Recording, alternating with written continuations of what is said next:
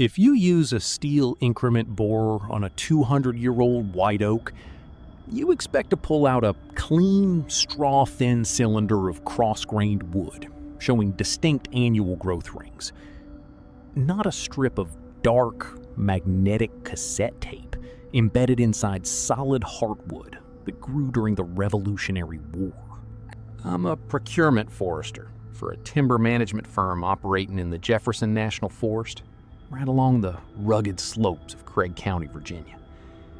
My day-to-day involves timber cruising through designated forest stands, estimating board foot volume, assessing tree health, and marking boundaries.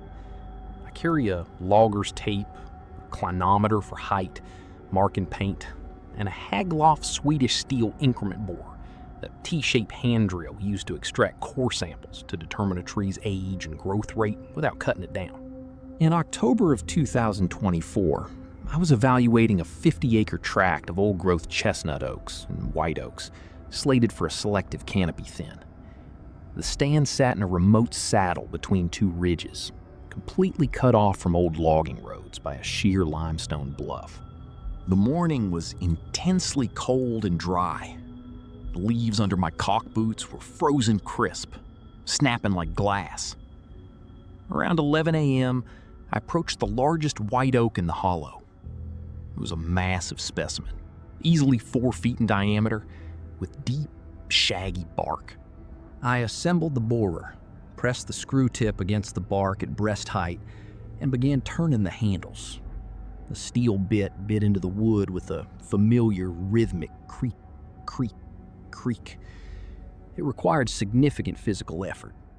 Old-growth white oak is incredibly dense.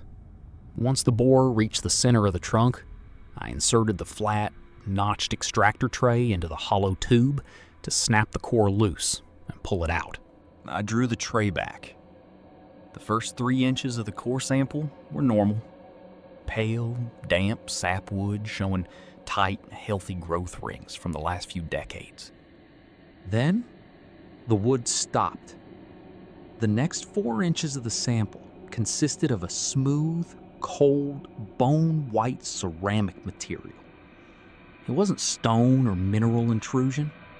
It was high-grade, polished porcelain, perfectly circular, fitting the interior of the tree without a fraction of a millimeter of clearance. And fused directly inside the center of that ceramic core was a half-inch strip of dark brown magnetic tape. The exact material used in 1980s-era Maxell cassette tapes. I dropped the tray into the leaves, my hands shaking. I looked at the entry hole in the bark. There was no scar tissue, no sign of an old chainsaw cut, no rot. The tree had grown seamlessly around this material for centuries. I picked up my field radio to call our logistics coordinator at the mill. Base, this is Miller on the Craig County tract. I've got a severe structural anomaly in stand 3. Core sample is showing non-organic material deep in the heartwood. Requesting a second cruiser with a digital metal detector. The radio didn't route through the regional repeater. Instead, my speaker emitted a sharp, high-frequency whine, the distinct sound of a dial-up modem attempting to connect. Then, a voice broke through the digital squeal. It wasn't our coordinator. It was a local radio broadcast from July of 1988, a specific late-night country music station out of Roanoke, complete with the original local grocery store commercials. The audio was clear, but it sounded like it was being played at half speed. The presenter's voice deep, slurred, and wet. I turned the radio off completely, but the broadcast didn't stop. The audio began radiating directly out of the hollow steel tube of the increment borer still embedded in the tree trunk. The metal handles were vibrating against my palms. I grabbed the handles and pulled hard, trying to back the borer out of the oak. It wouldn't budge. The wood had tightened around the steel bit with immense hydraulic pressure. I leaned in close to inspect the bark entry point, and that's when I noticed a pattern. The ridges of the oak's shaggy bark weren't random. Up close, the deep grooves formed a flawless, repeating mathematical wave amplitude, a physical audio track carved into the wood itself, stretching up the entire 40-foot length of the trunk. From the dark woods behind me, a deep, rhythmic thumping started. It wasn't an animal. It was the sound of a heavy, industrial tape deck mechanism engaging, a massive clack whir that echoed through the hollow, vibrating the dry leaves on the ground. I abandoned my $300 borer, grabbed my field pack, and ran down the ridge toward the limestone bluff. I didn't stop until I was back inside my truck, with the engine idling. My company pulled our contract on that tract 3 days later, citing unstable terrain and boundary disputes with federal land. The site was quietly absorbed into a non-harvest wildlife corridor. I still work timber logistics, but I don't use hand borers anymore. Because sometimes, when I'm walking through the lumber yard at the mill, I pass stacks of freshly milled oak planks, and I can't help but look for the thin, dark lines of magnetic tape waiting to tell me what they recorded while they were growing. When you're mapping an undocumented cave system beneath the Cumberland Gap, the most dangerous thing you can encounter isn't a structural collapse or a flash flood. It's a spatial layout that perfectly mirrors the floor plan of the house you currently live in. I'm a cave resource specialist for the National Park Service. My job involves wild cave monitoring, structural mapping, and technical rescue coordination across the limestone karst networks along the Virginia and Kentucky borders. It's highly claustrophobic work. You spend hours in 54-degree darkness, wearing a heavy Cordura coverall, a Petzl Boreo helmet with a primary duo headlamp, knee pads, and dragging a PVC pig bag containing a Sunto compass, a Leica Disto laser rangefinder, and extra batteries. In May of 2025, I was conducting a preliminary survey of a newly discovered blowout hole located on a steep hemlock ridge near the Sand Cave Formation. The entrance was a tight vertical slot in the limestone that dropped into a 200-foot horizontal passage known as a misery crawl. A tube so narrow you have to lay completely flat on your stomach, your chest scraping the mud and your helmet dragging against the solid rock ceiling. I had been crawling for 40 minutes, pushing my gear bag ahead of me through the wet clay, when the passage broke out into a small, dry breakdown dome.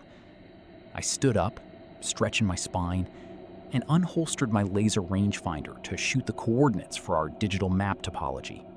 I aimed the red laser dot at the far limestone wall and clicked the trigger. The unit didn't beep. The digital screen blinked erratically, then displayed a specific text readout. Error. Residential profile detected. I frowned, cycling the power. The Leica's a standard industrial tool. It doesn't have residential programming. I aimed it at the ceiling and shot again. The red dot didn't hit the rock. It traveled through a tiny circular fissure in the stone and disappeared into a point of soft, yellow, incandescent light that seemed to hang in the air above me. The air in the chamber changed instantly. The damp, earthy smell of cave mud vanished, replaced by the distinct, heavy scent of lemon-scented furniture polish and old carpet dust. I panned my primary headlamp beam across the breakdown dome.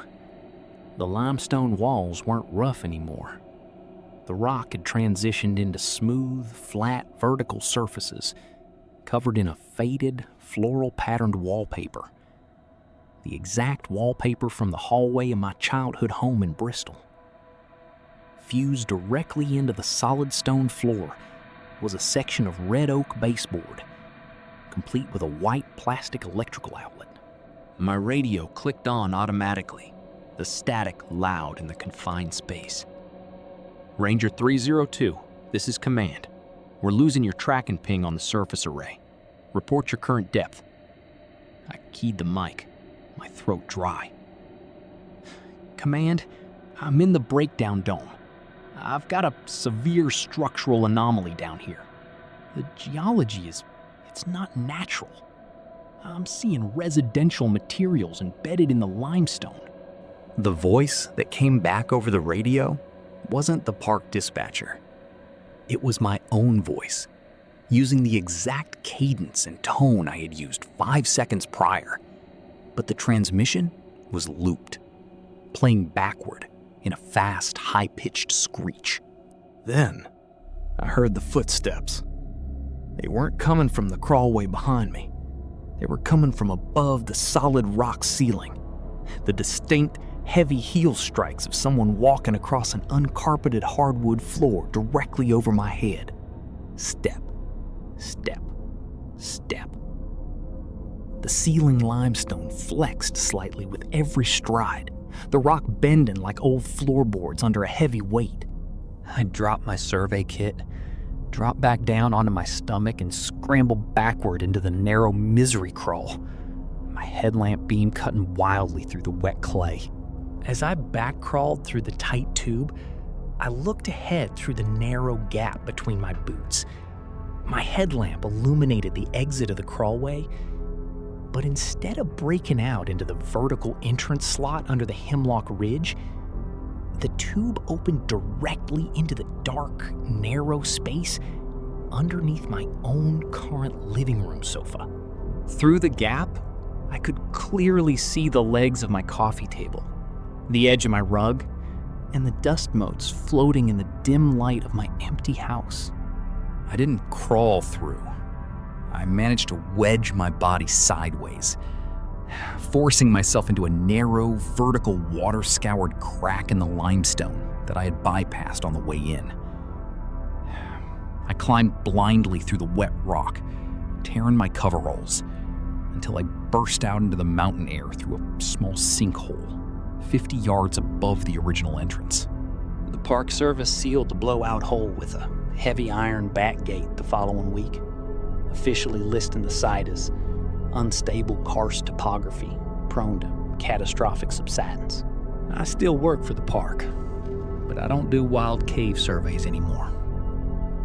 Because sometimes, when I'm sitting on the couch in my living room late at night, I look down at the dark, narrow gap between the bottom of the sofa and the floor, and I can hear the faint, wet sound of a heavy Cordura coverall dragging through the mud directly underneath me.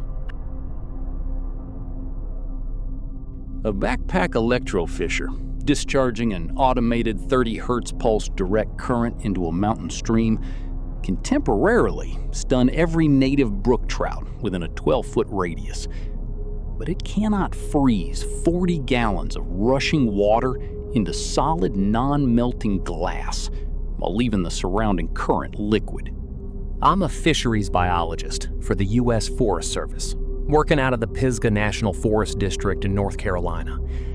My primary responsibility is population sampling in high-gradient native trout streams using a Smith Root LR24 backpack electrofisher. The setup looks like a heavy scuba tank, but holds a high-output lithium battery connected to a fiberglass anode pole with a yellow metal ring at the tip. You step into the rushing water wearing insulated rubber chest waders and heavy linesman gloves.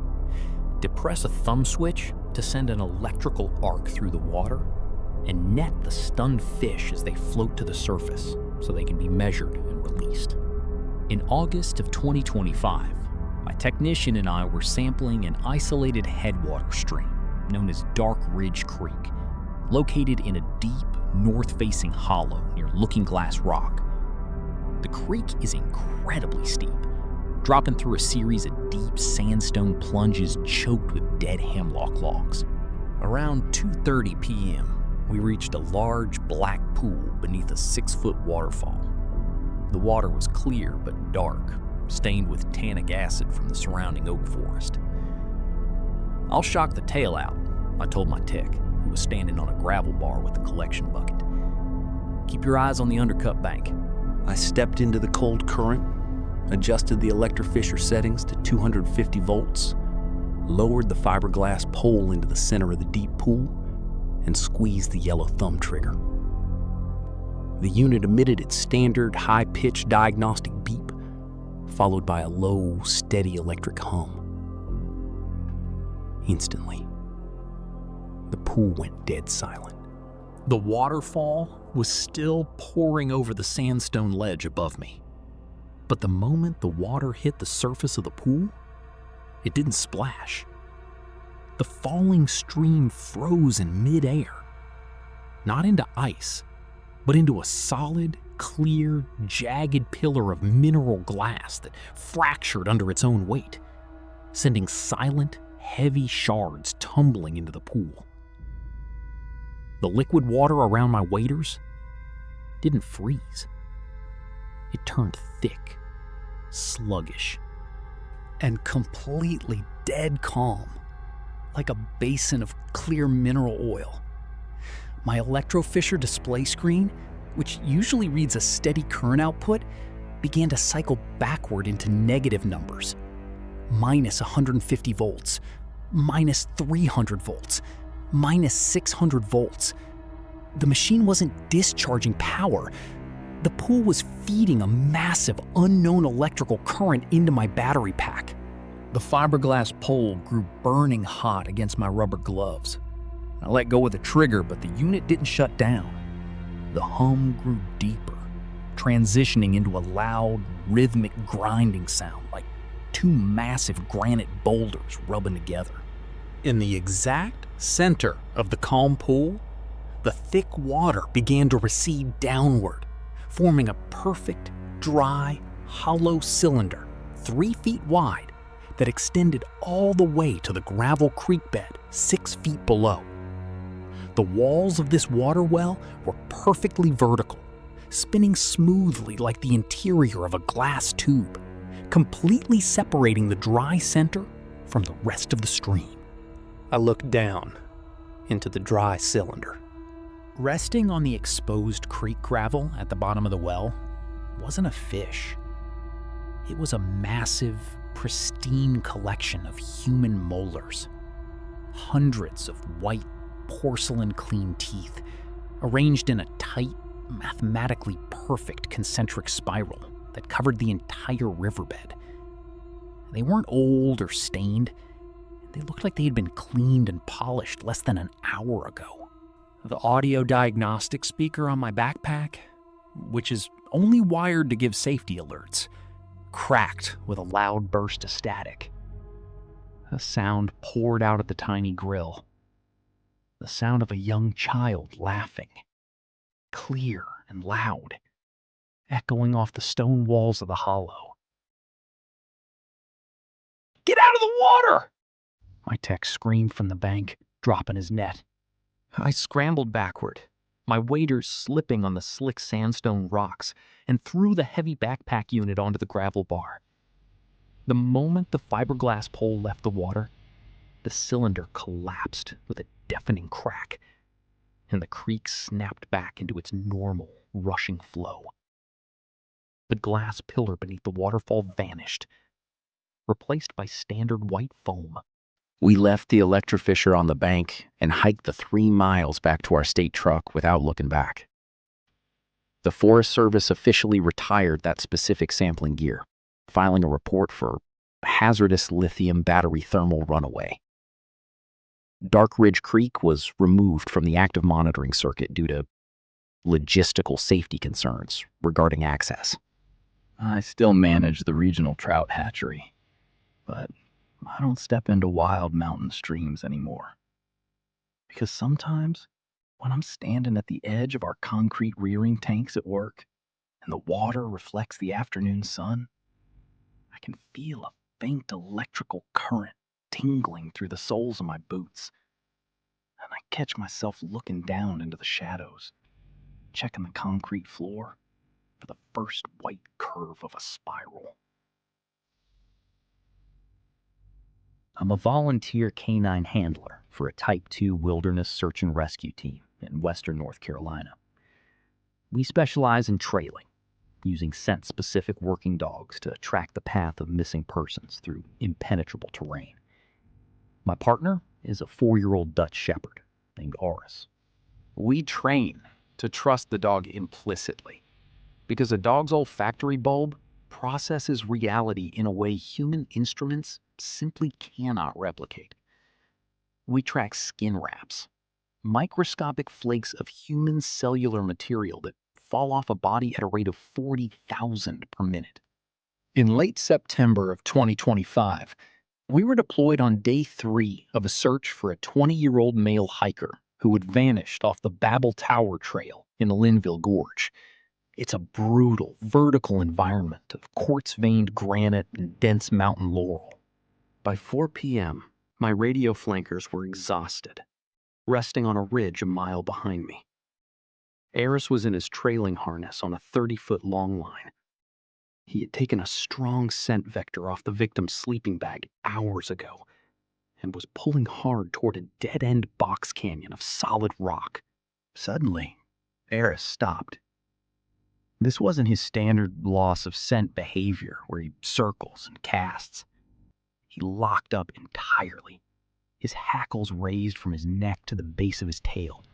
He let out a low, guttural whine and began backing up, pulling the heavy biothane leash taut, trying to drag me away from a perfectly smooth, vertical slab of granite.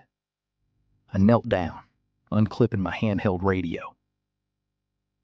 Command, this is K9-1. I'm at the base of the North Ravine. Dog is exhibiting an extreme negative alert, refusing to advance. Requesting a flanker with a FLIR thermal unit to check the upper ridge. While waiting for a response, I pulled out my UV evidence flashlight. Sometimes bodily fluids or specific synthetic fibers from hiking gear will fluoresce under ultraviolet light, helping to confirm a scent trail on bare rock where tracks don't register. I clicked the UV light on and swept the purple beam across the smooth granite wall. The rock wasn't empty. Glowing in a vivid neon green luminescence under the UV beam was a perfect, life-sized cross-section of a human circulatory system. It wasn't painted on the rock. The glowing veins, arteries, and capillaries were embedded inside the translucent quartz of the granite, extending deep into the solid stone. The network was flawless, from the thick aortic arch down to the microscopic webbing of the fingertips. And right where the left femoral artery glowed in the stone, there was a jagged, lateral break in the line, pulsing with a slow, fading green rhythm. The missing hiker had a known medical history of a severe femoral laceration from a childhood accident. My radio finally cracked open, but it wasn't the incident command post. It was a digital, automated voice, sounding exactly like a hospital heart monitor translating data into speech. Transfusion complete. Geological integration successful. Please do not scratch the glass. I dropped the UV light. The moment the flashlight hit the gravel, the smooth granite wall rippled like water. A massive, perfectly human handprint pushed outward from inside the solid stone, pressing against the surface just inches from my face. I grabbed Eris by the harness, abandoned my drop pack, and ran out of the gorge as fast as the terrain would allow. The official report stated the hiker likely fell into the river and was washed out of the search grid. I resigned my canine certification the next morning. I know what dogs smell, and I know that whatever took that kid didn't drag him away. It pulled him in. I'm a Type 1 wildland firefighter, working on an elite hotshot crew based out of the southern Appalachians. Our job is direct suppression. We hike deep into uncontained wildfires with Pulaskis, chainsaws, and drip torches to cut fire breaks and starve the advancing flames of fuel. It's grueling, dangerous work, requiring intense situational awareness. If the wind shifts and a crown fire gets above you in the canopy, your only option is to deploy an emergency foil fire shelter and pray. In August of 2026, a dry lightning strike ignited a massive blaze in a remote timber tract of the Cherokee National Forest. And by day 4, it was a raging inferno. My squad was cutting the contingency line along a steep ridge. The fire behavior was erratic, generating its own weather system. At 2 p.m., the wind completely reversed. A wall of flames 60 feet high began racing up the slope, directly toward my position. My squad boss screamed over the roar, ordering an immediate bug out to the safety zone. I turned to run, but a burning deadfall collapsed across the trail, cutting me off from the rest of the crew. I was trapped in a small, unburned pocket of old-growth pine, the heat instantly blistering the back of my neck. I pulled my fire shelter from its plastic sleeve, preparing to hit the dirt. But the fire didn't reach me. The roaring wall of flames hit an invisible circular boundary 10 feet away from me and simply stopped. The fire didn't burn out. The flames literally flattened against the air, licking upward against a sheer, unseen dome. The temperature inside the circle plummeted from 120 degrees to a freezing, sterile 68 degrees. I lowered my foil shelter, wiping the sweat and ash from my eyes. Sitting directly in the center of the dirt, entirely untouched by the apocalyptic inferno raging inches away, was a fully assembled, immaculate corporate office cubicle. It had gray fabric partitions, a swiveling ergonomic chair, and a faux wood desk. Sitting on the desk was a bulky, cream-colored cathode ray tube monitor from the late 90s, humming softly. A beige rotary telephone sat next to a stack of pristine manila folders. There was no power source, no cables running into the dirt, but a harsh fluorescent light beamed down from thin air, illuminating the workspace. I took a step forward, the ash crunching under my Vibram boots. I stared at the phone. It kept ringing. My training dictated survival, and right now, this impossible cold zone was the only thing keeping me from incinerating. I reached out with a trembling, soot-stained leather glove and picked up the receiver. "Hello?" My voice cracked, raw from the smoke. The voice on the other end was a woman's, brisk and heavily distorted by digital compression. "Employee 814, you are currently in violation of zoning parameters. This sector is scheduled for complete thermal sanitation. Please return your headset to the cradle and step outside the cubicle." "I'm a firefighter," I yelled into the receiver. "I'm trapped. Who is this?" "Compliance is mandatory," the voice stated flatly. "If you do not vacate the administrative zone, your specific demographic data will be permanently deleted from the archive." The heavy CRT monitor suddenly flashed on. It didn't display an operating system. It displayed a live, high-resolution video feed of my own bedroom back in Knoxville. The camera angle was from the ceiling, looking down at my empty bed. As I watched, a dark, pixelated shadow began to bleed through the walls of my bedroom on the screen, moving slowly toward my closet. I slammed the phone down. I grabbed my Pulaski, turned, and dove headfirst through the invisible boundary, straight into the burning brush. I survived by hiding in a rocky creek bed until the main fire front passed over. When the rescue chopper pulled me out 2 days later, I had second-degree burns on my arms. But I was alive. I never told the debriefing team about the cubicle. I took early retirement and moved out of state. But I never hooked up my home internet. Because sometimes, when the house is totally quiet, I can hear the faint, muffled ring of a rotary phone coming from inside the drywall of my bedroom closet. I'm a winter wilderness ranger, an avalanche forecaster. My job is entirely analytical. I monitor the stability of the snowpack in the high-elevation backcountry to predict and prevent catastrophic slab avalanches. We do this by digging snow pits, excavating a vertical wall of snow down to the ground to visually inspect the stratigraphic layers. Every snowstorm, wind event, and freeze-thaw cycle leaves a distinct chronological layer in the ice, like the rings of a tree. In February of 2026, following a massive 3-day blizzard, I hiked into a remote, restricted bowl near Grassy Ridge Bald to perform an extended column test. I spent an hour digging a pristine 5-foot deep trench. The walls of the snow pit were perfectly sheer.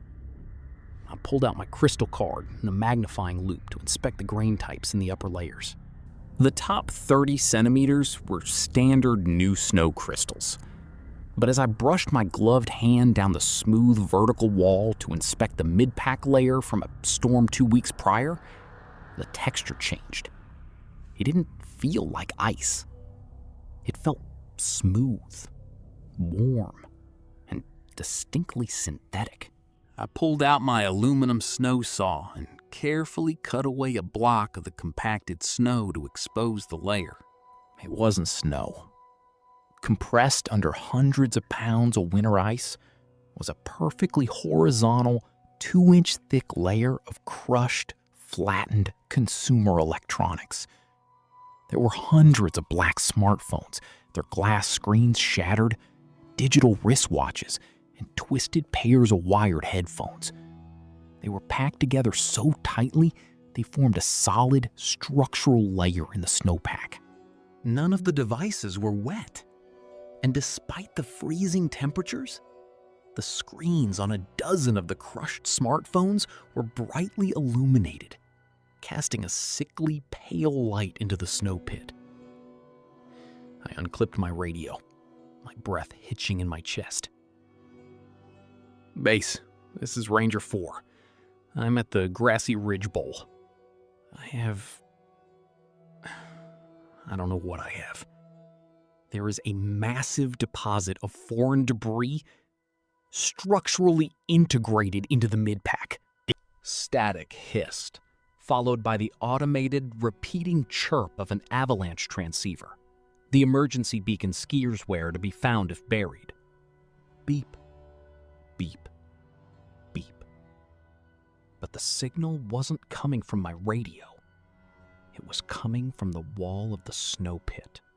I watched in horror as the illuminated screens of the crushed phones in the ice simultaneously shifted. The cracked glass displays flickered, and then, across 50 different screens, a single unified text message appeared. Avalanche deployment successful. Erasing previous iteration. I looked down at my own wrist. My altimeter watch was spinning wildly, the numbers counting backward at impossible speeds. My GPS unit was displaying coordinates for a latitude that doesn't exist on Earth. The snow wall in front of me didn't collapse. Instead, the layer of electronics began to heat up rapidly, glowing cherry red, melting the ice above and below it. As the water poured over my boots, the entire high alpine bowl around me began to pixelate. The sky, the mountains, the blinding white snow literally breaking apart into square digital fragments, revealing a vast, absolute black void underneath. I didn't wait to see what was behind the rendering. I scrambled out of the pit, clipped into my touring skis, and pointed them straight down the fall line, outrunning the collapsing geometry of the mountain. The Forest Service closed the Rowan Highlands the next day due to extreme and unprecedented avalanche danger. They haven't opened it since. I transferred to a coastal district in Florida. I don't look at snow anymore. And I never, ever upgrade my phone. Because I know exactly where the old data goes when it's deleted.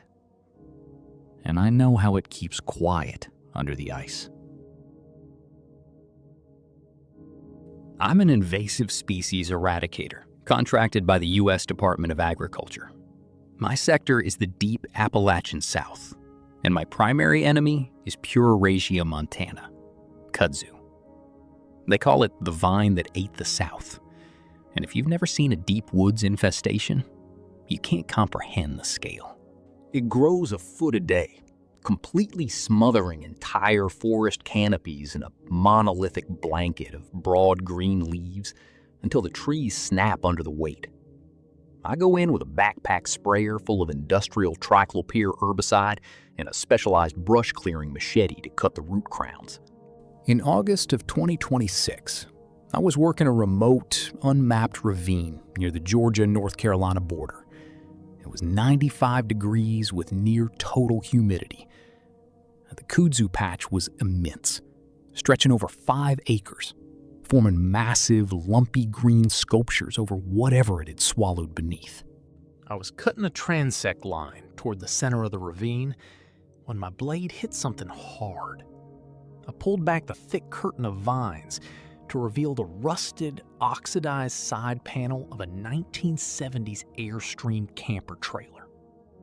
It wasn't unusual to find abandoned junk swallowed by kudzu, but this trailer was completely entombed, buried under 3 feet of interwoven vines. The aluminum door was hanging off its hinges, creating a dark, rectangular void into the interior. I pulled my heavy-duty mag light from my belt, clicked it on, and stepped inside to ensure no local teenagers were using it as a backcountry shelter. The air inside was freezing cold and smelled intensely of crushed mint and ozone. I shined my light across the interior, and my brain completely stalled. The Airstream wasn't rusted out. It was fully furnished. But nothing inside was made of metal, plastic, or fabric. The entire interior, the kitchenette, the dining booth, the overhead cabinets, was constructed entirely out of living, braided plant matter. The cushions on the booth were thick, spongy mounds of bright green sphagnum moss. The aluminum countertops were perfectly flat slabs of compressed, polished white birch bark. Sitting on the stove was a frying pan woven from tight, black root tendrils, holding 3 perfectly round, pale white fungi that looked exactly like cracked eggs. I backed up slowly, my heart hammering against my ribs. This wasn't a plant growing over an object. This was an invasive organism that had consumed a human environment and mathematically replicated it down to the smallest detail using its own biomass. Then I shined my light toward the back bedroom of the trailer. Lying on the moss mattress was a human figure. It was wearing a faded, rotting flannel shirt and denim jeans, but where the hands extended from the cuffs, there was no skin or bone. The hands were intricate, flawless sculptures of pale, twisted white roots, complete with knuckles and fingernails made of hardened pine resin. Suddenly, the radio set into the dashboard of the camper, a perfect replica woven from green vines and thorns, began to emit a sound. It wasn't static. It was the distinct, wet sound of human breathing, exhaling the scent of blooming honeysuckle directly into the cramped trailer. The root fingers of the figure on the bed twitched. I didn't wait for it to sit up. I bolted out the door, threw my backpack sprayer into the brush, and blindly hacked my way up the ridge until my lungs burned and my boots hit gravel. I reported the coordinates as an extreme biological hazard zone. The USDA sent a defoliant crew and a helicopter to spray the entire ravine with industrial paraquat. They wiped the acreage out completely. But I requested a transfer to an arid climate out west anyway. Because sometimes, when I buy a head of cabbage at the grocery store, I peel back the outer leaves, terrified that I'm going to find a perfectly formed, tiny green face sleeping in the center. I'm a Tier 3 structural inspector for the West Virginia Department of Transportation. My job is strictly preventative maintenance.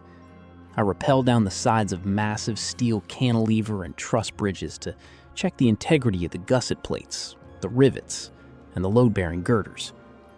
We use a tool called an ultrasonic thickness gauge, a handheld device that sends a high-frequency sound wave through the steel to measure degradation from rust without having to drill into the beam.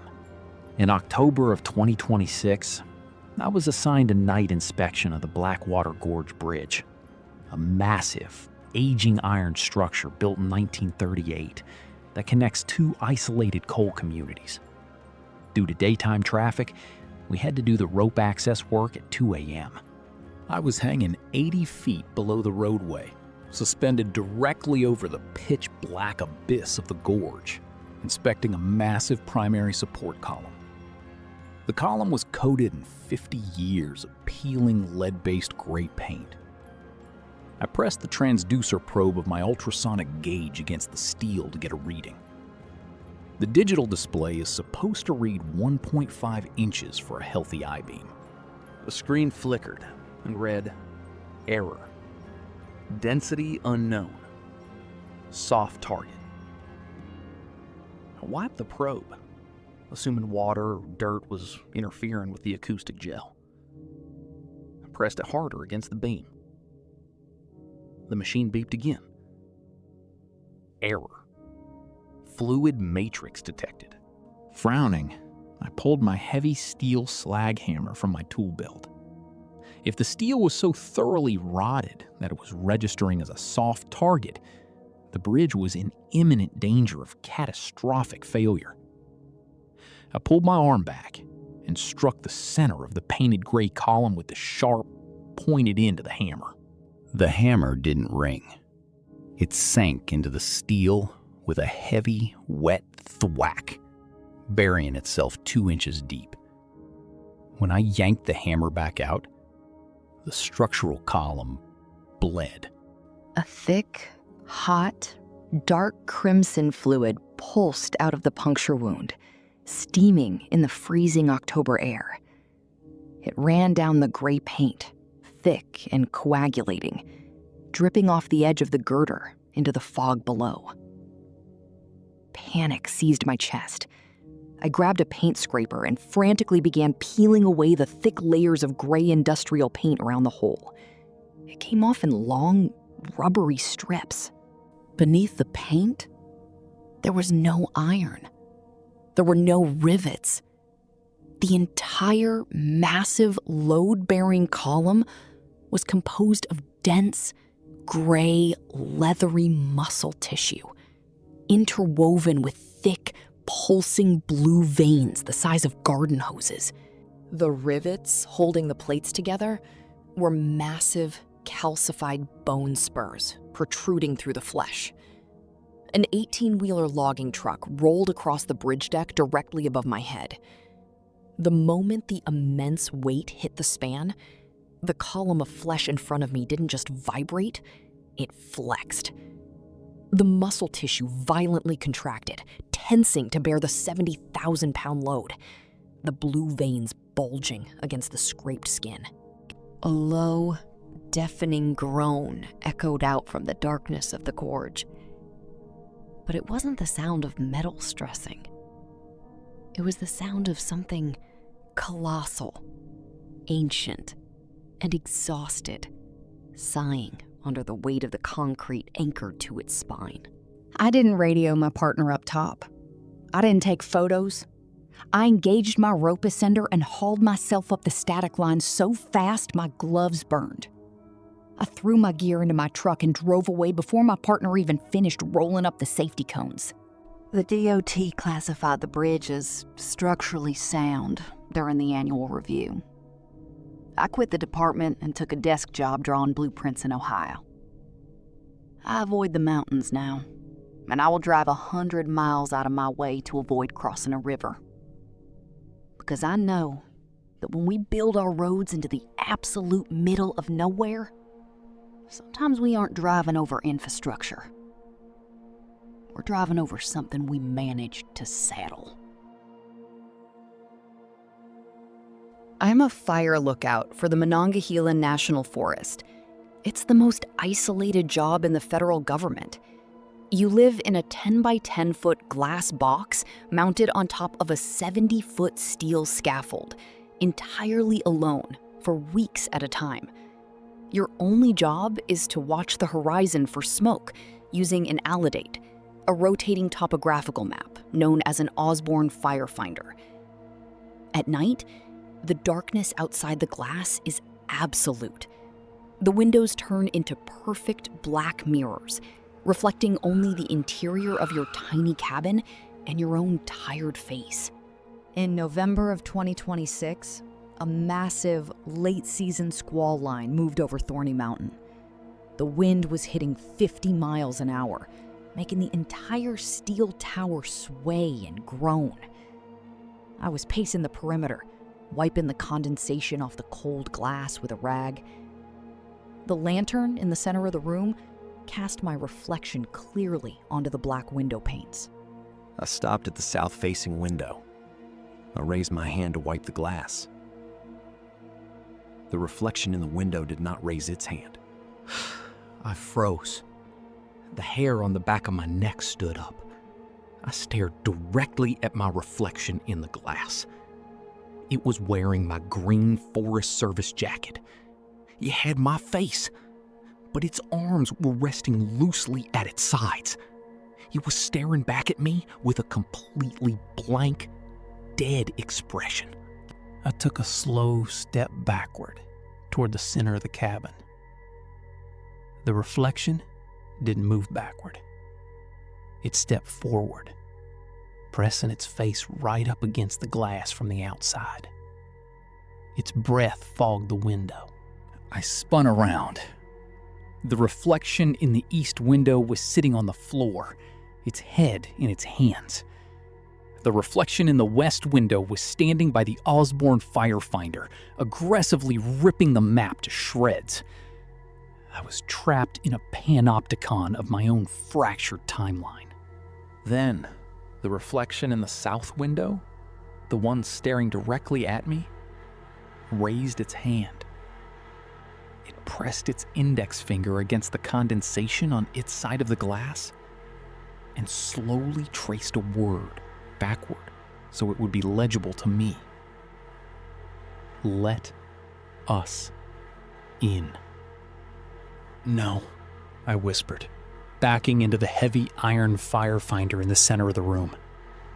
The knocking grew violent.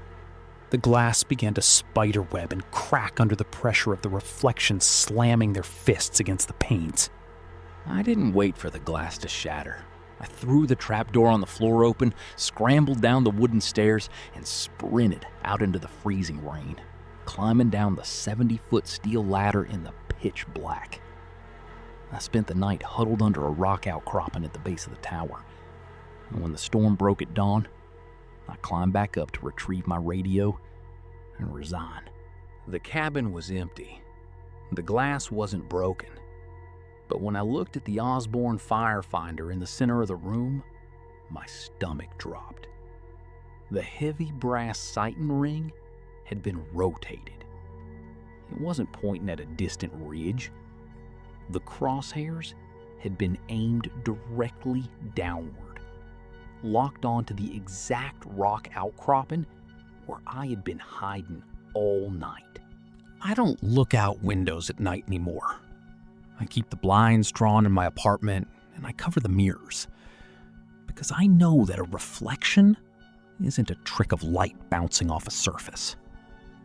It's a waiting room. And if you catch them out of sync, they realize they don't have to wait anymore. I'm a field seismologist for an independent natural gas exploration firm. My job is to map the subterranean stratigraphy of the Appalachian Basin using seismic reflection. We use a fleet of vibro-sized trucks, massive, specialized vehicles that lower a heavy steel base plate to the ground and violently vibrate it. We send low-frequency acoustic P waves thousands of feet into the earth. Thousands of geophones staked into the dirt capture the returning echoes, and our software renders a 3D map of the bedrock, fault lines, and potential gas pockets. At 5:14 p.m., I initiated a standard 12-second, 10 to 100 hertz sweep. The truck vibrated violently, dumping immense acoustic energy into the bedrock. I watched my primary monitor as the geophone array fed the raw telemetry into the rendering software. A standard seismic profile looks like a static-filled sonogram. Layers of wavy, horizontal black lines representing different rock densities. But as the render lines scrolled across my screen, it didn't map sandstone or shale. The software drew a flawless, geometrically perfect interlocking gear mechanism. I leaned closer to the monitor. The image extended 4,000 feet down. It wasn't a natural fracture mimicking a shape. I was looking at a cross-section of a monolithic subterranean machine.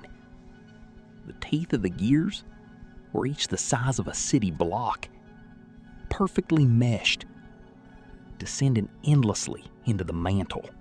I keyed my mic to call my line boss. Control, this is Truck 2. I'm getting a catastrophic software glitch on the 3D render. The stratigraphy's outputting non-geological geometric patterns. Attempting a resweep. I didn't wait for clearance. I manually engaged the hydraulics.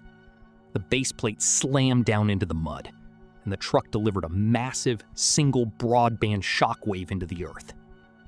Thud. 5 seconds later, the geophone array didn't just register an echo. It registered a response.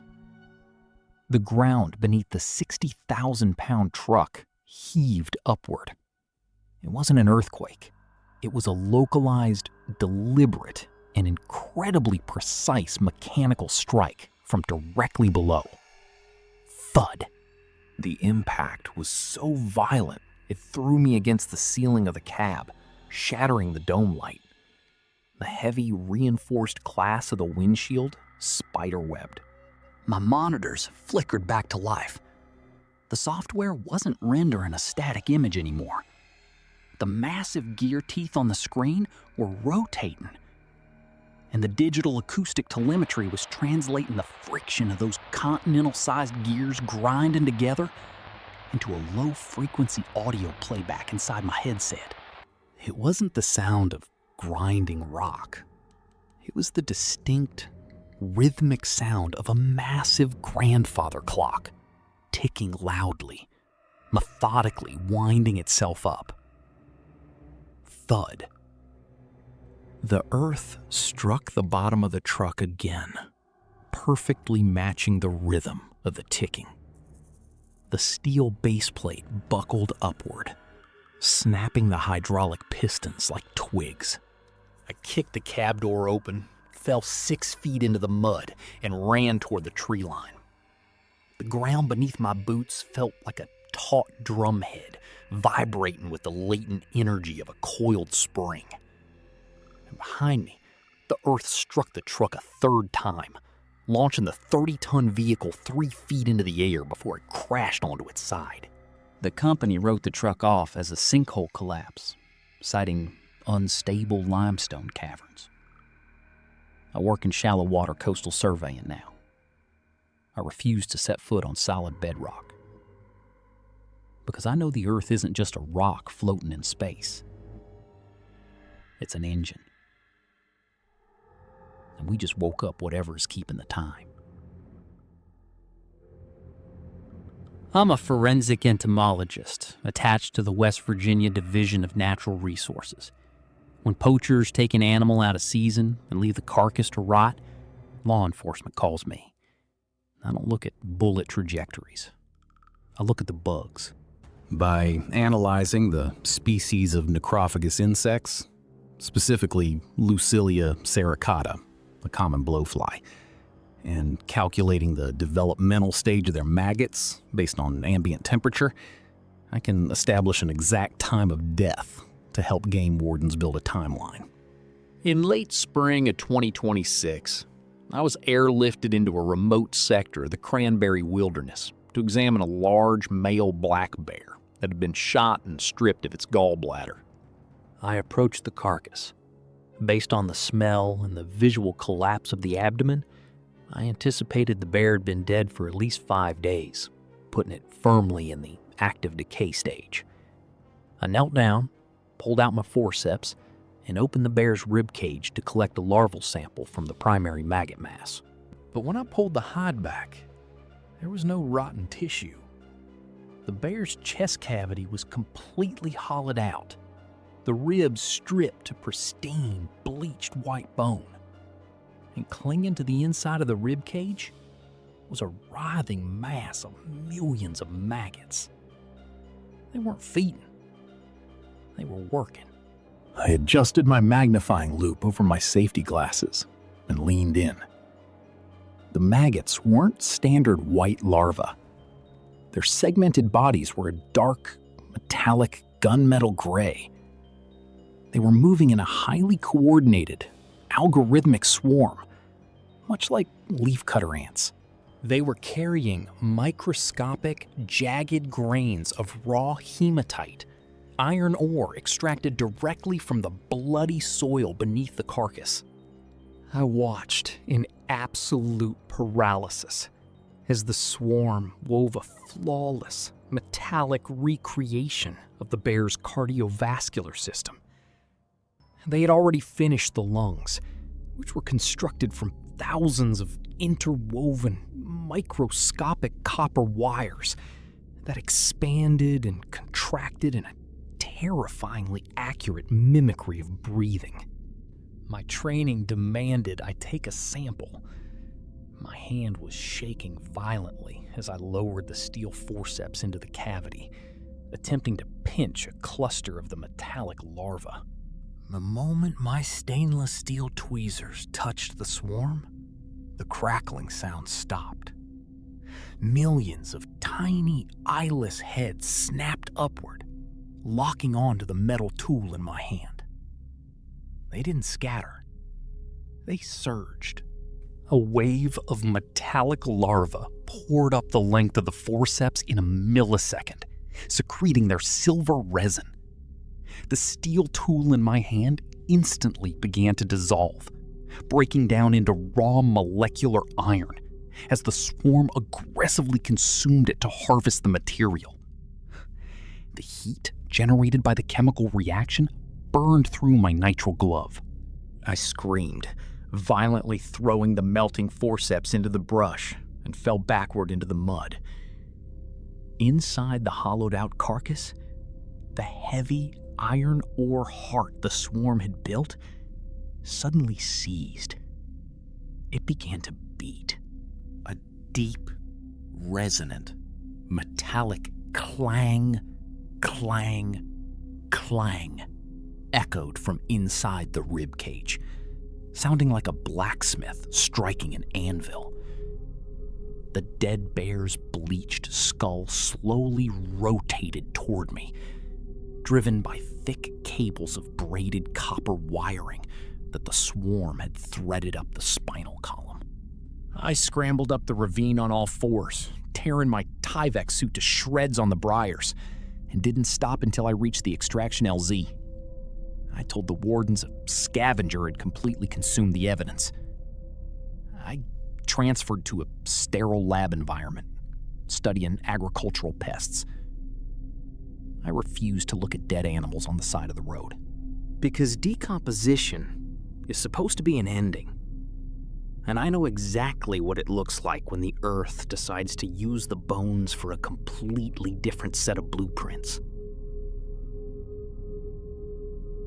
I'm a hydrographic surveyor for the Army Corps of Engineers. My job is to map the underwater topography of massive reservoirs using high-resolution multi-beam echo sounders. In the 1960s, the government dammed the Gowlee River, creating Summersville Lake and completely flooding the farming town of Gad. The town is still down there, sitting in absolute darkness under 300 feet of freezing water. We map the ruins every 5 years to monitor sediment accumulation and ensure the dam's intake valves aren't blocked by collapsing underwater structures. In September of 2026, we were running a night survey over the exact coordinates of Gad's old Main Street. I was monitoring the Teledyne Seabat multi-beam feed. The sonar paints a 3D picture using sound waves. The screen displayed the blue and green outlines of the flooded town, the foundations of the bank, the collapsed roof of the post office. Suddenly, the data output went chaotic. A massive, turbulent interference pattern erupted in the water column directly above the old town hall. It looked like thousands of dense bubbles rapidly ascending to the surface, scattering the acoustic pings. We've got a massive methane release, or a structural collapse at the town hall, I told my pilot. Deploy the ROV. Let's get eyes on it. We dropped the Deep Trekker ROV over the side. I took the joystick, watching the primary camera feed as the small submarine descended through the murky, plankton-rich water. 100 feet. 200 feet.